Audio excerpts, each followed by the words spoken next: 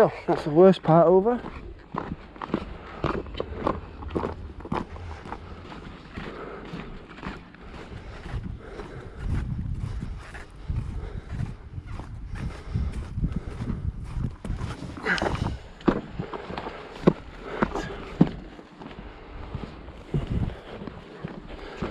It's about a 10-minute walk now. 15-minute walk across this to we're on the green light. Loads of mullet in the pool down there, you can see them.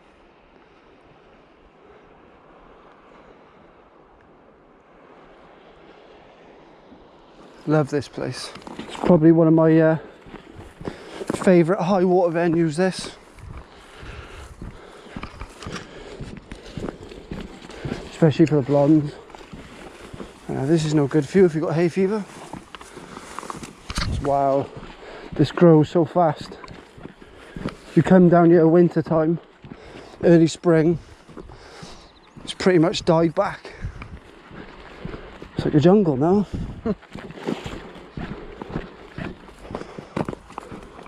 It's a nice day for it. Slightly overcast, very warm. I pulled up a car park, it was 21 degrees. So I'm glad there's a bit of cloud cover. Yeah, me and heat don't get on. But it's a small tide, it's a 12-metre Barry scale. You know, they don't get much smaller than this, really. Anything over a 13, 8, 14-metre Barry tide, it's really hard work on here. There's a lot of line snags. It's not too bad on a small tide. On a big tide, unless you're not using big leads, you know, 8 ounce, you know, you just get dragged into them because you've got a back eddy here, because it floods from right to left. As soon as this bay fills up, it causes a back eddy, and pretty much all day it'll go from left to right. It just drags you into snags. Oh my god, look how overgrown it is. It's got to be, what, 2 months? What are we now? Middle of June. Yeah, it's got to be 2 months since I've been on here. Wow.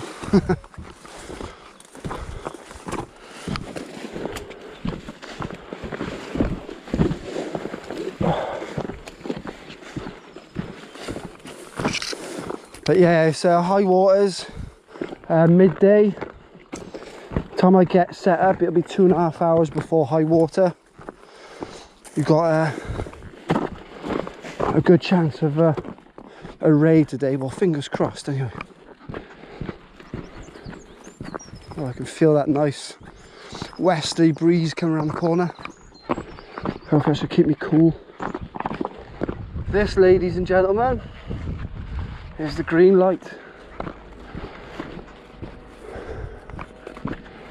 Give you a little tour.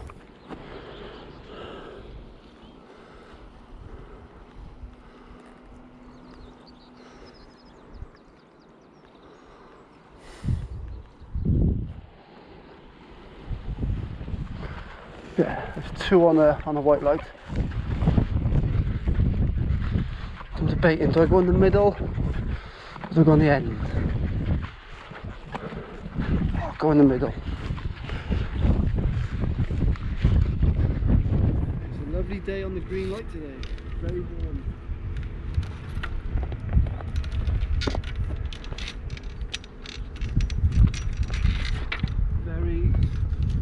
Very warm. A little tip I always do, I've got a long bungee, I've got a rock. I pretty much do this wherever I go, low water, high water. It saves the rods going over. So put the bungee under the rock, like that. Put it into this leg. Always put it on the leg opposite to the way the tide's running. So if the tide's running hard right, put it on the left leg. Because if you're occupied by being down the rocks or landing someone else's fish, the last thing you want is your rod's going over. So for the sake of a couple of quid and a rock. So it only works if you've got an extendable leg.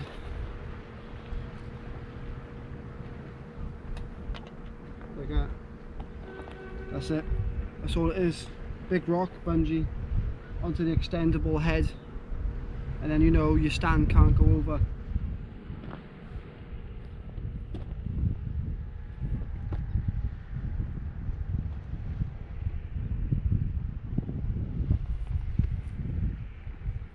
The rigs of choice today are, on the one rod I'm going to use a 5-foot pulley, and on the second rod I'm going to use a short 2-foot pulley for a hound. So there's a couple of hounds nearby. So just a couple of hours. I'm going to do 2.5 hours up, 2 hours down in between school runs.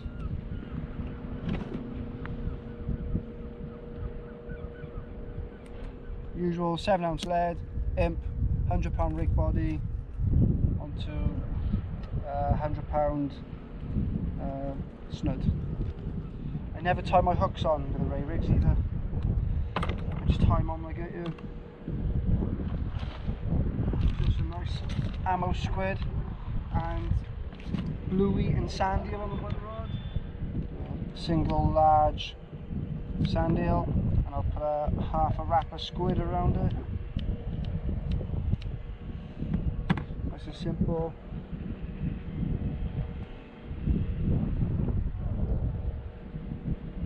That breeze is lovely. A bit of elastic around that just to hold the hooks in place.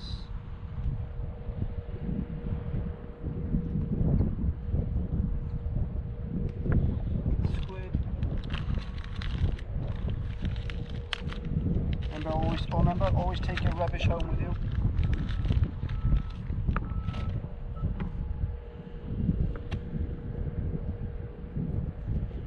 Literally half a squid body. Nice and simple.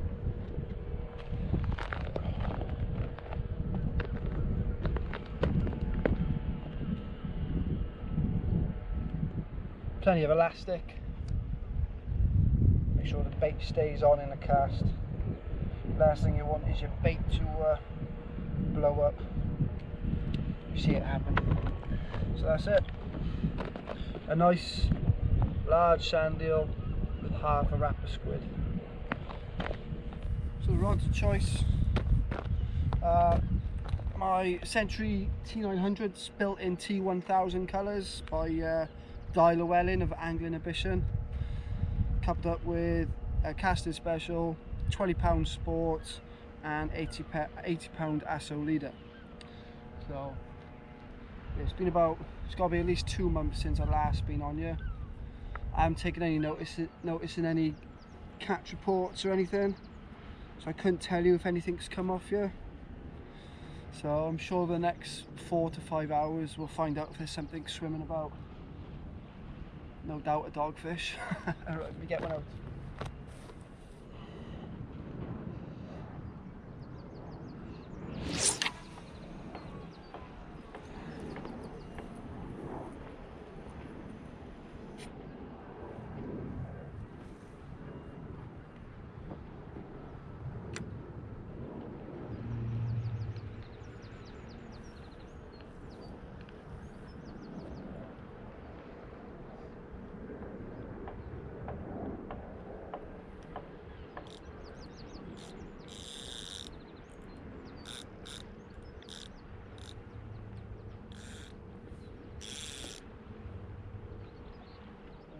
Same again, 7-ounce lead, imp, 100-pound, about 2 foot.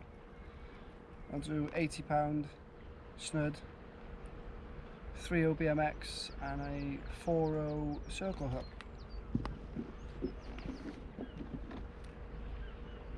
Got some lovely Devon peeler crab. We've got a nice bit of tide out there, good. I like a bit of tide. What I always say, some people say, oh, why do you like tide? Well, if you think of it this way, if you're walking down the street and someone's cooking, if there's no wind, you won't be able to smell it. But if their kitchen window is open and there's a strong breeze coming towards you, you'll smell what they're cooking. So it's pretty much the same thing as baiting tide. When there's tide, the scent is going down tide, so anything nearby will pick up the scent trail. Just had a lovely bite on the right hand rod. The crab. It's like more of a ray bite. Oh no, I got a bite. Oh, I got a bite on the left hand rod as well. The left hand one does seem very dogfish bite. So that right hand rod, here we go. On cue. That's either a hound or a ray, first cast. So that's a good sign.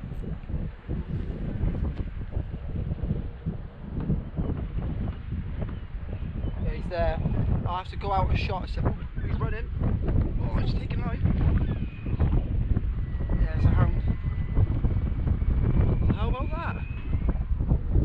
How about that?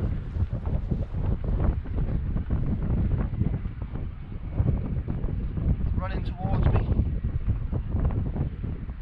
Oh, there she is. How about that?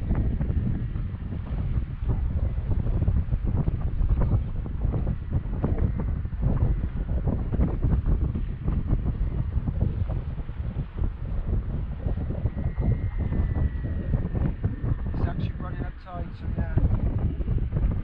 It's either a big ray or a hound.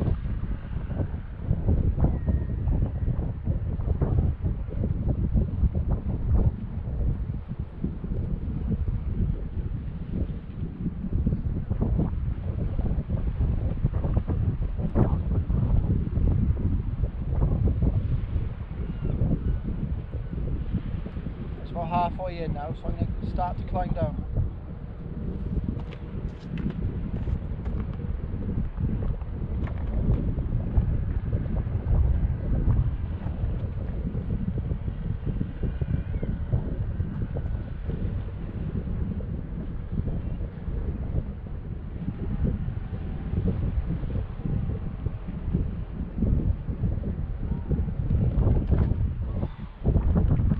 Wow, that's a workout.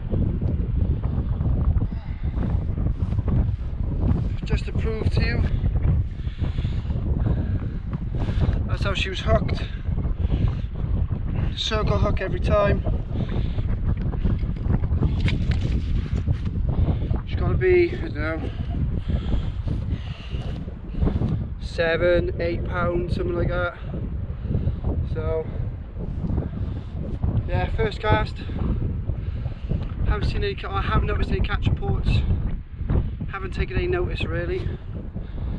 But could have drawn a blank today, but first cast. Hound on, so fingers crossed. I also had a bite on another rod, so it might be a ray or a doggy. So hopefully there's a few more fish to come. But the best thing to do when you've got a fish on your own, land it, leave your rod down there. So when you go and return the fish, you can bring the rod back up.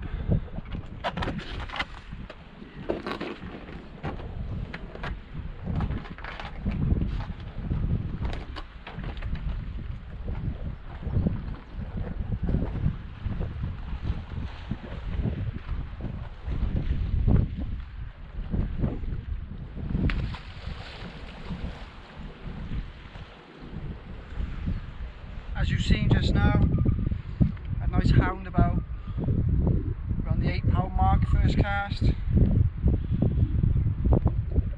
Nice result, absolutely nailed on the circle hook every time, every time. When that circle passes those lips, it's game over. So I'm going to put another crab back out on that one. I've still got a bite on the rod now. You see that, yeah, it's either a small ray or a dogfish. So kind of caught me off guard. I was in the middle of just getting my rig wanted back out to get spare rigs out, and I looked up and I seen a little, like a dogfish bite, and then it started to go over slightly, then back up. I thought, oh, it might be a ray, and then as you've seen then on the camera, she ripped off. So got a great fight, a couple of little runs. It's like they know if they come in quick, they can get released quick. It's like they've been caught before. So, but that's the first time on here I've actually come down here and targeted a hound. Because it's not really a bed you can't say, I'm going to go to the green light today and fish for hounds. It's a ray bed, but there's good hound marks. Far left, far right, so why not? They pass through, don't they? So we just put another half a crab on with the crab I already had there. So it's a good sign. Just get this back out. Out.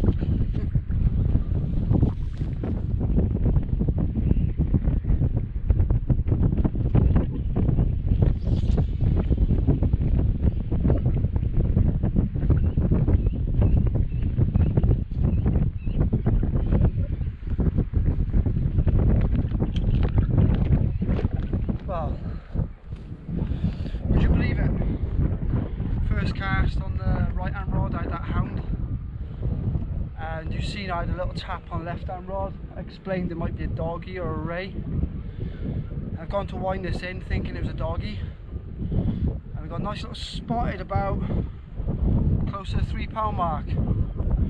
I was taking that blue ammo sand eel and half a squid, nailed on 5.0. 5-foot pulley. So there she is, a nice little spotted ray. First cast on the left hand rod. So it's promising signs. It's still 2 hours to high water. There's a hound and a ray, both first cast. I just put the crab straight back out. My rod is down there. I'm going to safely return this now. I'm not going to weigh it, it's about £3. Fingers crossed. We're in for another good couple of hours. So, fingers crossed. Always take your time when you're climbing down these rocks. It's always good to invest in spending a few quid on some good boots. Because if you slip and you're on your own, it's game over.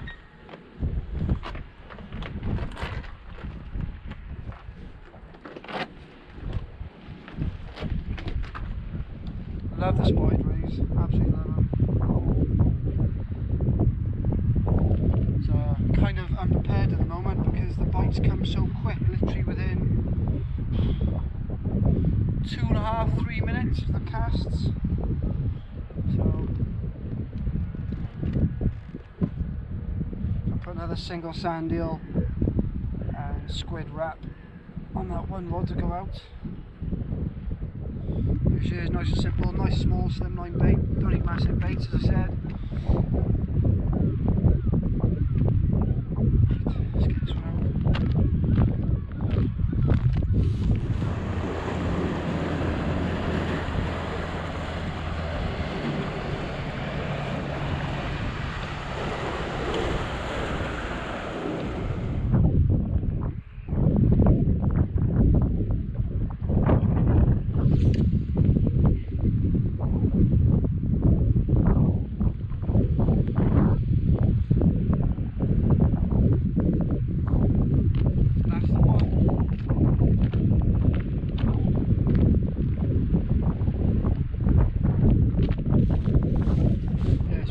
Start at the moment. The wind seems to have picked up a little bit. It's off your back about 10–15 mile an hour, and the rain has started. It's only a bit of drizzle. We've got the second casts are out now. I've got the crab out, sand eel and squid as you see. Yeah, it's more than I could have asked for already. Just one fish on the camera. It'd be good, but to have one on each rod first cast is more than I could ever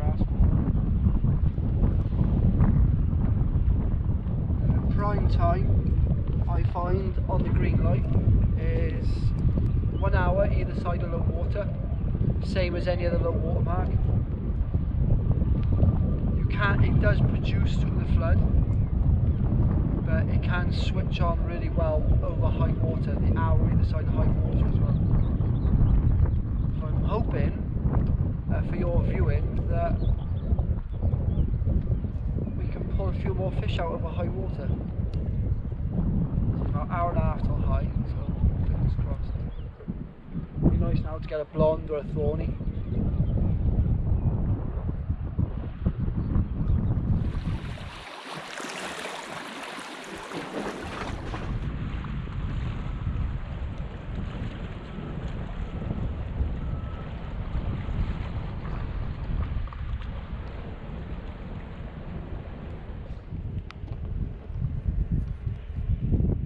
Go. 5 foot pulley, 7 ounce lead, double large sand eel and a whole squid.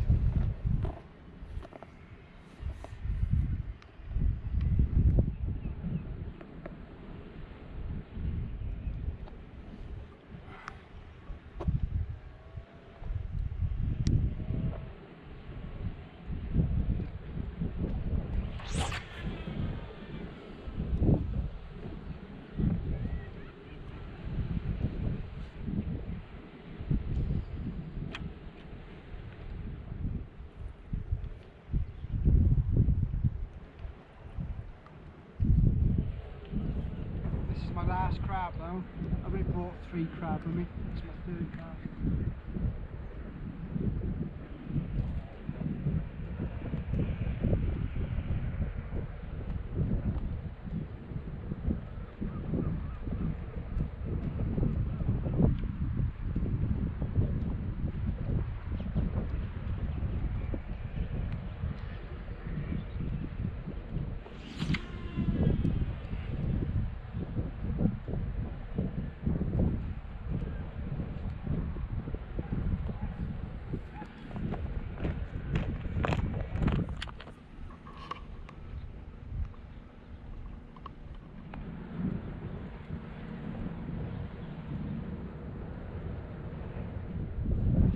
It's gone very quiet. I think I hit it lucky with those first fish, the first cast on each rod as soon as I got here. That was about just after 3 hours to high water. And I've had 1 nibble since, so my 2nd, 3rd and 4th cast are coming back in completely clean.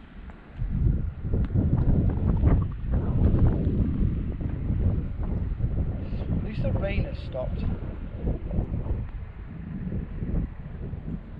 The wind was only forecast 2 to 6 mile an hour, and it feels about 15 to 20. So it's gone high water now. So I'll probably make these my last casts. I've got a busy afternoon.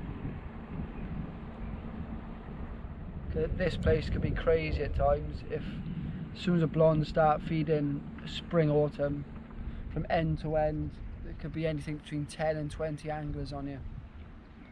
So like normally if I come here and it's busy, I fish the end because the tide runs from left to right. I can cast out straight and my lines are down that way away from everyone. But if I'm up this end and I cast out quite far and the line comes down this way, someone sets up 40 yards to my right, they're casting into my bow every time. Yeah, I've packed up now. The rain has started, the wind is absolutely ripping through. It's supposed to be 2 to 6 mile an hour. Now she's close to 20. And now the rain has started. So I fished almost 3 hours up, hour down. I had 2 fish first cast on both rods, and nothing, the baits weren't touched since. So I think it's a time to knock them in the head. So a nice 20-minute walk back to the car now. Yeah, if you ever feel like trying a green light, if you haven't before, get on here, give it a go, you'll love it. Listen to my hints and tips I've given to the video about the tides, etc., and you won't go wrong. So I hope you enjoy the video. Until the next time. After fishing the green light today, I come across some workmen over the stream doing some work fitting these railings. They're not there to stop the anglers from going onto the green light. They've had some thefts and some criminal damage done to all the work that they've done near the stream over the last couple of months. But unfortunately, it's going to stop the anglers from going onto the green light the easy way. So the only way you can access the green light now is 2 hours either side of low water at the bottom end of the stream. It's a few inches of water, so you have to make sure you got wellies or waders. It'd be a bit of a long day on there. I think you have to fish 4 hours either side of high water. But it's to stop the thieves, not the anglers. It's a bit of a pain, but it unfortunately has to be done.